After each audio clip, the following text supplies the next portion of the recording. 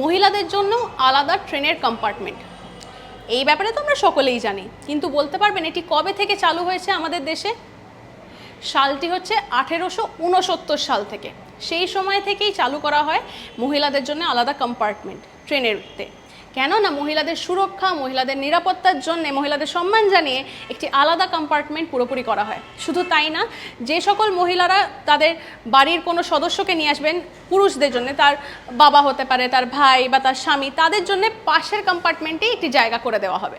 শুধু তাই না, এই মহিলাদের কম্পার্টমেন্টে একজন ইউরোপিয়ান টিকিট কালেক্টর থাকতেন এবং একজন ইউরোপিয়ান মহিলা গার্ডও কিন্তু সেই কম্পার্টমেন্টে উপস্থিত থাকতেন। এইভাবেই শুরু হয় ট্রেনেতে আলাদা মহিলাদের কম্পার্টমেন্ট। আপনারা যারা রোজ মহিলাদের কম্পার্টমেন্টে যাতায়াত করেন, কমেন্ট সেকশনে কিন্তু আপনাদের এক্সপিরিয়েন্স শেয়ার করতে ভুলবেন না। Till then like, share and subscribe করুন। আমরা কিন্তু রয়েছি হোয়াটসঅ্যাপে, তাই ফলো করতেও ভুলবেন না এবং সঙ্গে রাখুন আজ তাক বাংলাকে।